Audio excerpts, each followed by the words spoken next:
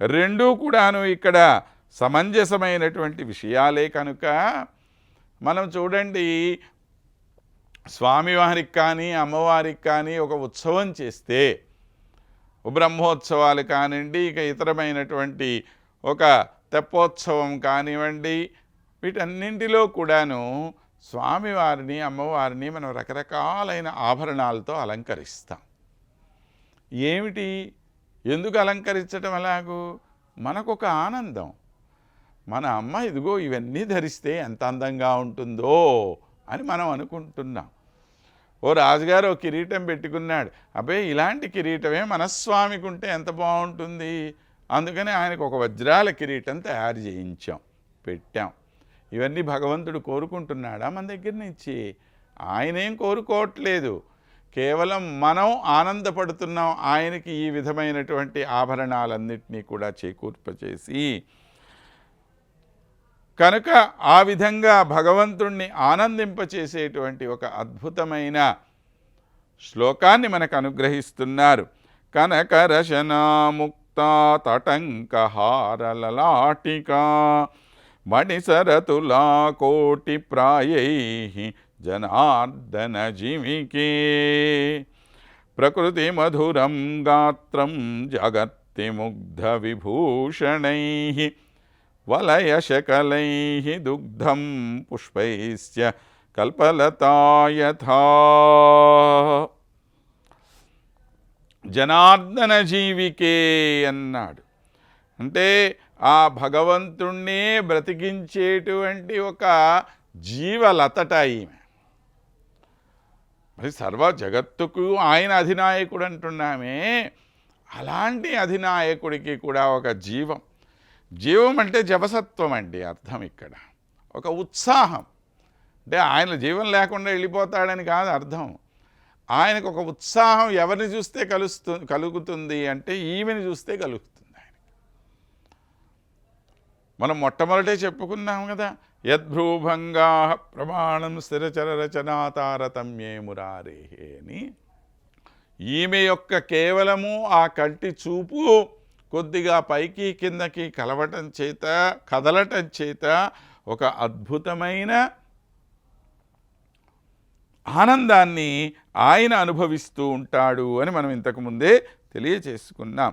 కనుక ఆ భగవంతునే బ్రతికించేటువంటి ఒక అద్భుతమైన ఔషధిలతలాగా ఉన్నటువంటిది ఆమె. జీవంతి, జనని, జీవా, ఇవన్నీ పేర్లు నిఘంటువులో మనకి. దేనివల్ల ఈయనకి ఈ ఉత్సాహం కలుగుతున్నది అంటే తనకి అత్యంత ప్రియమైనటువంటి ఆ మహాలక్ష్మీదేవిని అలా చూడగానే ఈయనకి ఆనందం పొంగిపొలుతుంది, ఉత్సాహం కలుగుతుంది ఆయనకు. కనుక అటువంటి ఆ అమ్మ మన కోర్కెలన్నింటినీ తీర్చాలి అని చెప్పి మనం ప్రార్థన చేస్తాం.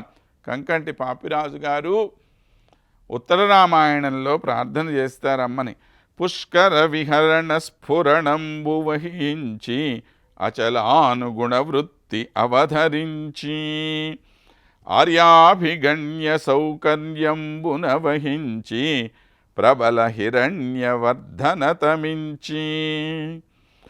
త్రిభువనాంచిత రూప విభవంబు ప్రాపించి భృగుకులంబు పవిత్రముగ జనించి అంబోధిభంగ లీలాశక్తి వర్తించి కామపాలన రీతి ఖ్యాతిగాంచి పుణ్యజనముల పూజనములు గ్రహించి కలికితనమెందు నిట్టిది గలదెయనగా జలువు చెలువున నలువుందు కలిమి చెలువమిచ్చి నిచ్చలు మా కోర్కులిచ్చుగాత.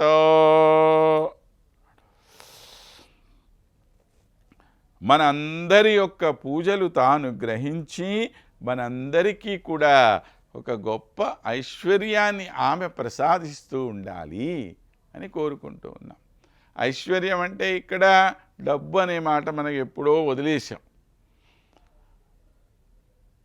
ఎందుకంటే శ్రీగుణరత్న కోశాన్ని 46 శ్లోకాల వరకు నేర్చుకున్న తరువాత కూడా మనము ఇంకా ఐశ్వర్యం అంటే డబ్బు అనే మాట పట్టుకున్నామంటే మనం దీన్ని ఏమీ అర్థం చేసుకున్నట్లు కాదు అని అర్థం. ఐశ్వర్యం అంటే ఒక అద్భుతమైన ఒక స్థితి, అది గొప్ప మానసికమైన ప్రశాంతత, ఆనందం, అది ఐశ్వర్యం అంటే. కేవలం నోట్ల కట్టలు, బంగారము, రత్నాలు ఇవి కాదు ఐశ్వర్యం అంటే. ఆ అద్భుతమైనటువంటి మానసిక పరిణతి ఏదైతే ఉందో ఆ పరిణతి అంతటినీ కూడా మనకి అనుగ్రహిస్తుంది తల్లి. పుణ్యజనముల పూజనములు గ్రహించి కలిగితనమెందు నిట్టిది గలదే అనగా, మన అందరి యొక్క పూజలు తాను గ్రహించి అసలు ఐశ్వర్యం అంటే ఇదండి అని జనాలందరూ చెప్పుకునేటట్లుగా ఉండే ఒక ఐశ్వర్యాన్ని మనకు అనుగ్రహిస్తుంది. కలిగితనమెందును ఇట్టిది గలదే అనగా, ఐశ్వర్యం అంటే ఇలాంటిదే, జలువు చెలువు ననలువందు కలిమి చెలువమిచ్చి నిచ్చలు మా కోర్కులిచ్చుగాత అన్నాడు. అలాంటి ఒక అద్భుతమైనటువంటి ఐశ్వర్యాన్ని మాకు ప్రసాదించేటువంటి తల్లి, నువ్వు ఎంత గొప్పగా కనపడితే మాకు అంత ఆనందం కదా.